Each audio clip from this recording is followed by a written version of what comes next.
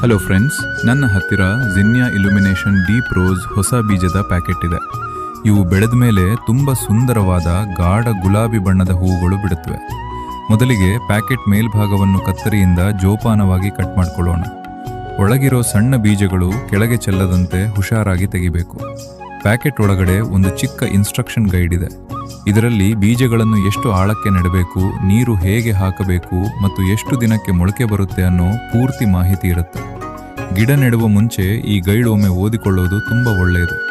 ಈ ಗೈಡ್ ಹಿಂಭಾಗದಲ್ಲೇ ನಮಗೆ ಬೇಕಾದ ಮೇನ್ ಸೀಡ್ ಪ್ಯಾಕೆಟ್ ಇದೆ.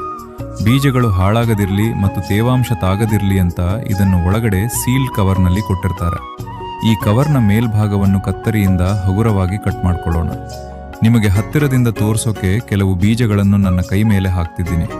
ನೋಡಿ, ಈ ಜಿನ್ನಿಯಾ ಬೀಜಗಳು ಎಷ್ಟು ವಿಭಿನ್ನವಾಗಿವೆ ಅಲ್ವಾ?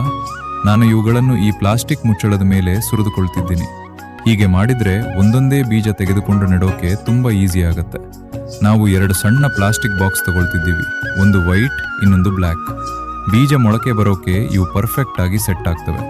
ಮನೆಯಲ್ಲಿರೋ ಇಂಥ ಬಾಕ್ಸ್ಗಳನ್ನು ಮರುಬಳಕೆ ಮಾಡೋದು ಗಾರ್ಡನಿಂಗ್ಗೆ ತುಂಬ ಒಳ್ಳೆ ಐಡಿಯಾ. ಈಗ 2 ಬಾಕ್ಸ್ಗಳಿಗೆ ಫ್ರೆಶ್ ಆದ ಕೊಕೋಪೀಟ್ ಹಾಕ್ತಿದ್ದೀನಿ. ಬೀಜ ಮೊಳಕೆ ಬರಲು ಕೊಕೋಪೀಟ್ ಬೆಸ್ಟ್. ಯಾಕಂದ್ರೆ ಇದು ತೇವಾಂಶವನ್ನು ಚೆನ್ನಾಗಿ ಹಿಡಿದಿಟ್ಟುಕೊಳ್ಳುತ್ತೆ ಮತ್ತು ಸಣ್ಣ ಬೇರುಗಳು ಸುಲಭವಾಗಿ ಹರಡಲು ಸಹಾಯ ಮಾಡುತ್ತೆ. ಈಗ ಕೊಕೋಪೀಟ್ ಮೇಲೆ ಬೀಜಗಳನ್ನು ಒಂದೊಂದಾಗಿ ಇಡೋಣ. ಬೀಜಗಳು ಮೊಳಕೆಯೊಡೆಯುವಾಗ ಜಾಗ ಬೇಕಾಗೋದ್ರಿಂದ ಸ್ವಲ್ಪ ಗ್ಯಾಪ್ ಬಿಟ್ಟು ಇಡೋದು ಮುಖ್ಯ. ಹೀಗೆ ದೂರ ಇಟ್ಟರೆ ಆಮೇಲೆ ಗಿಡಗಳನ್ನು ಬೇರೆ ಕಡೆ ನೆಡುವಾಗ ಬೇರುಗಳು ಹಾಳಾಗೋದಿಲ್ಲ.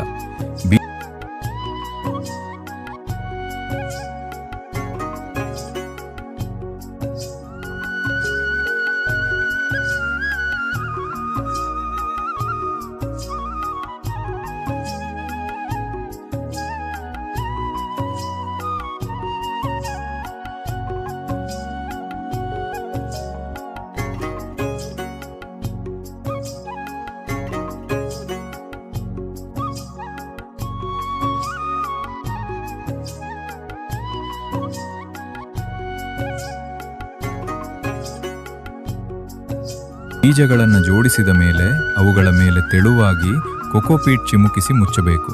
ತುಂಬ ದಪ್ಪವಾಗಿ ಮುಚ್ಚಬೇಡಿ, ಸಣ್ಣದಾಗಿ ಒಂದು ಲೇಯರ್ ಹಾಕಿದ್ರೆ ಸಾಕು. ಇದರಿಂದ ಬೀಜಗಳಿಗೆ ಬೆಚ್ಚಗಿನ ವಾತಾವರಣ ಸಿಗುತ್ತೆ.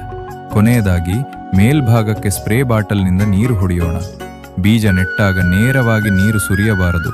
ಹಾಗೆ ಮಾಡಿದರೆ ಬೀಜಗಳು ಕೊಚ್ಚಿ ಹೋಗುತ್ತವೆ. ಈ ರೀತಿ ಸ್ಪ್ರೇ ಮಾಡಿದರೆ ತೇವಾಂಶ ಸಮನಾಗಿ ಹರಡುತ್ತದೆ.